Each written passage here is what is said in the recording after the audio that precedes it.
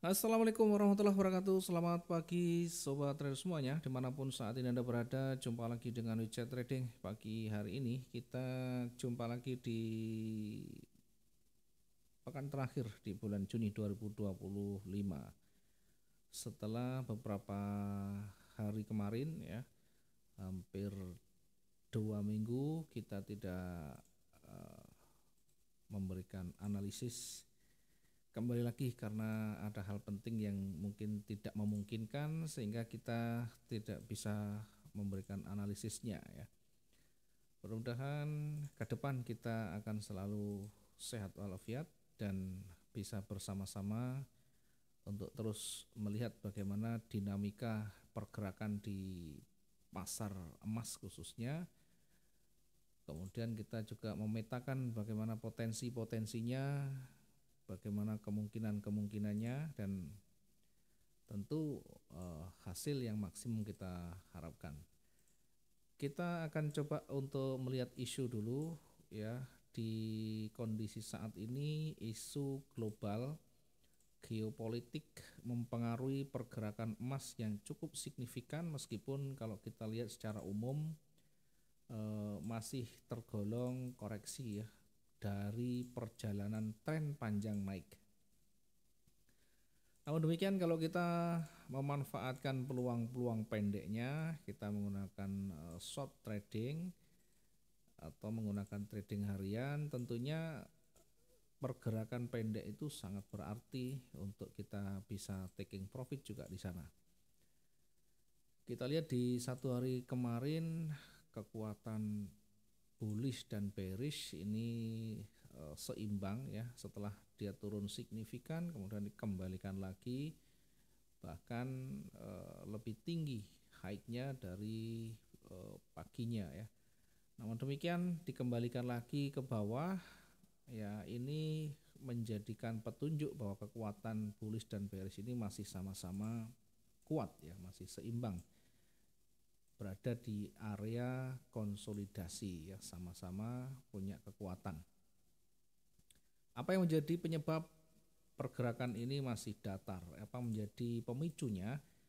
Kita akan lihat dulu sebentar dari sisi fundamental ya. Dari sisi fundamental, pertama kita lihat dari suku bunga Fed ya. Ekspektasi Fed akan mempertahankan atau bahkan menurunkan tingkat suku bunga di semester berikutnya. Tentu ini akan mendukung aset non yield seperti emas akan lebih diuntungkan. Tingkat inflasi dan data ekonomi Amerika Serikat, data inflasi atau NFP yang terbaru masih menjadi katalis utama. Ya, data melemah, emas menjadi lebih kuat ya tentunya atau naik. Sebaliknya jika data itu melemah maka akan terkoreksi ya. Besok kita bisa lihat sama-sama rilis untuk inflasinya seperti biasa di jam setengah 8 malam. Kita bisa lihat bagaimana nanti jelang rilis itu berita kita bisa membaca sedikit banyak dari pergerakan yang ada di chart candlestick-nya. Minimal kita ada persiapan untuk mengantisipasi kemungkinan-kemungkinan yang nanti bisa terjadi. Kemudian dari permintaan bank sentral dan institusional, tentu sentimen kuat dari pembelian global dan cadangan emas ini diperkirakan masih akan terus meningkat seiring dinamika kondisi geopolitik yang masih memanas di berbagai wilayah ya. Yang terbaru tentunya dari ketegangan di Timur Tengah, konflik Israel dan Iran yang ditambah lagi atau dibantu oleh Amerika Serikat ya, tentu akan terus memicu permintaan safe haven, menjadikan permintaan emas juga nanti akan semakin banyak, harga akan menjadi semakin naik. Namun kita juga perlu waspada jika perkembangan terakhir nanti lebih cepat ya, mungkin ada perundingan damai atau bahkan masih meningkat eskalasinya secara mendadak nanti, tentunya akan sangat berpengaruh ya.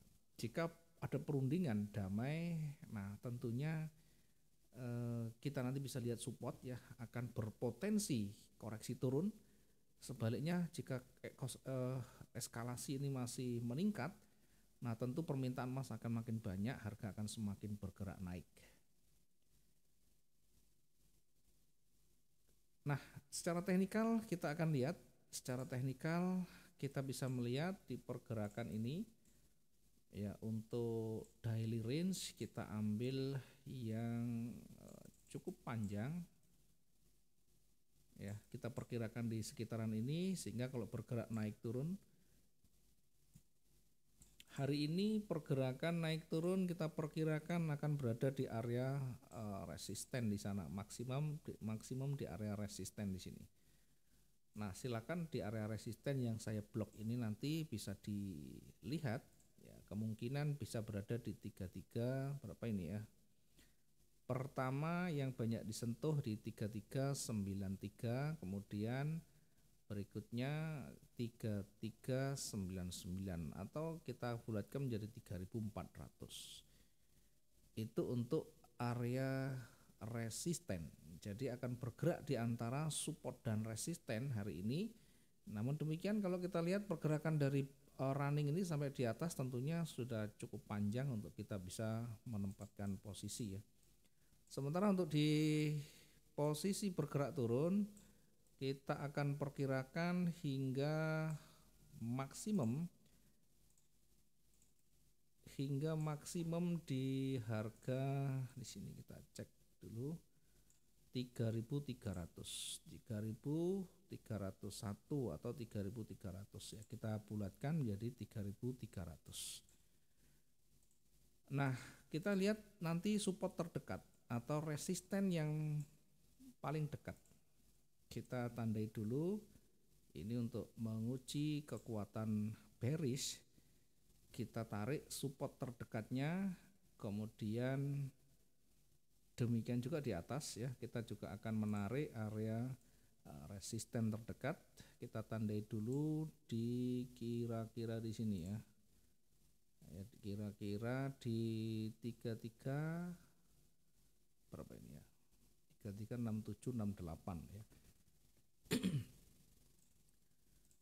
Kita juga bisa menarik garis dari koreksi ya, retracementnya dari bawah ke atas ini.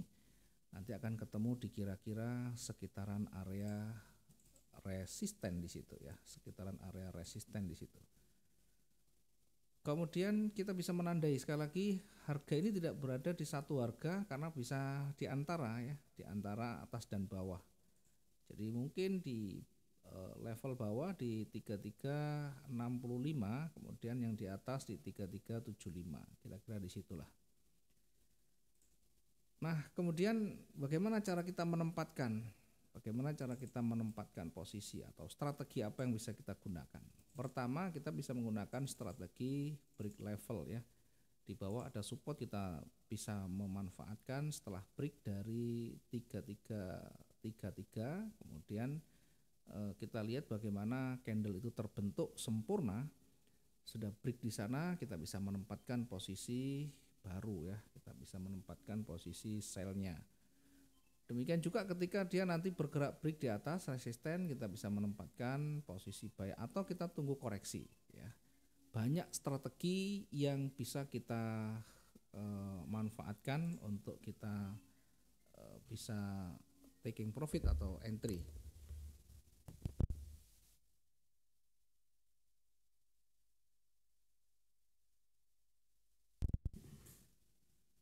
Baik, kita lanjutkan. Nah, sekarang simulasi versi kita ya, simulasi untuk kita menempatkan posisi ya, versi kita tentunya ya. Mungkin teman-teman juga punya versi yang lain, silakan diterapkan. Kalau yang saya lihat ini pergerakan masih berada di kisaran di sana. Nah, sempat bergerak naik, kemudian dikembalikan lagi ke harga di bawah di supportnya. Di area support ini berulang kali coba untuk menembus, gagal. Sehingga kemungkinan masih akan bergerak lagi naik, mungkin nanti akan diuji di kisaran area resisten di situ. Nah, seterusnya kita nanti akan uji ya, apakah dia nanti juga akan kembali koreksi atau bahkan momentum lebih tinggi. Kalau menurut yang kita lihat dari teknikal, saya memperkirakan akan seperti ini ya. Nah, kembali lagi ke puncak lagi nanti seperti ini ya. Memang konsolidasi, tapi ketika kita bisa memanfaatkan peluang konsolidasi ini, sideways-nya ya tentu kita juga bisa mendapatkan profit yang maksimum juga. Karena pergerakan berpeluang naik, kita akan tempatkan di kira-kira berapa ini ya, cek dulu. Kira-kira kita tempatkan di dekat bukaan ya. Kita tempatkan di 3359. Baiknya kita tempatkan 3359. Kemudian targetnya berada di area resistennya. Kita ukur yang masih potensial, masuk akal di 3371 ya. 3371. Oke, jika nanti ternyata tidak ada penolakan, artinya momentum bullish masih signifikan, nah kita bisa kembali atau bisa gunakan trailing stop untuk mendapatkan target yang lebih tinggi tentunya atau lebih besar. Saya menempatkan target berikutnya di 3383. 3383.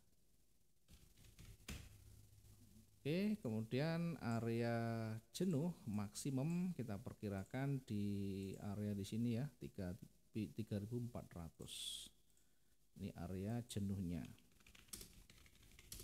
3400. Nanti secara detail penjelasan akan kita share ke grup ya, baik dari sisi fundamental, dari sisi teknikal kita akan berikan penjelasan secara konseptual. Selain video, kita akan juga memberikan nanti penjelasan-penjelasan lebih rinci secara teknikal maupun fundamental. Silahkan dipelajari, kemudian nanti silahkan diuji untuk tingkat validitasnya ke depan ya, 1 hari ke depan, sebagai bagian dari koreksi dan belajar kita supaya tentu akan menjadi lebih baik lagi.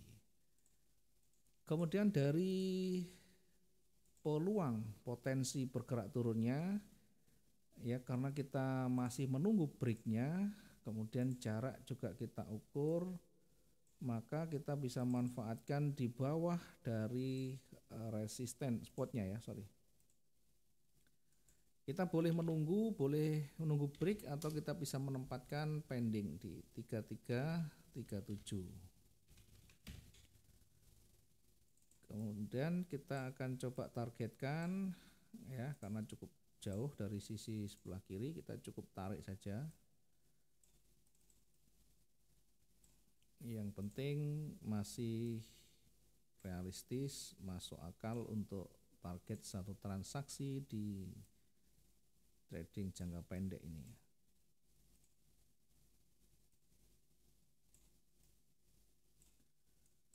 Oke, berikutnya kita tempatkan untuk target yang kedua di 3000 berapa ini ya, 3311.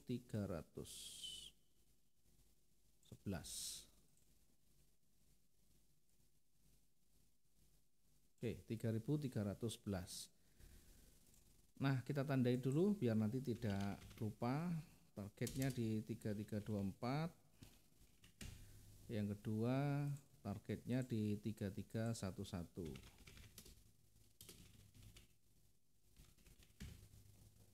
Untuk area jenuh jual, area jenuh jual kita perkirakan maksimum di 3295.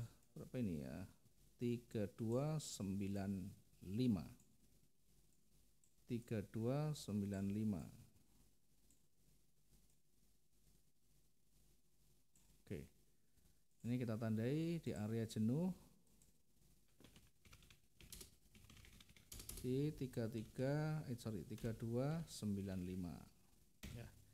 Sudah mulai menurun, nanti kalau dia break terus maka diperkirakan masih cukup lama untuk konsolidasi atau naik turun, kemudian akan kembali bergerak turun lagi. Sekali lagi teman-teman tidak bisa serta-merta melihat angka-angka yang kita tampilkan.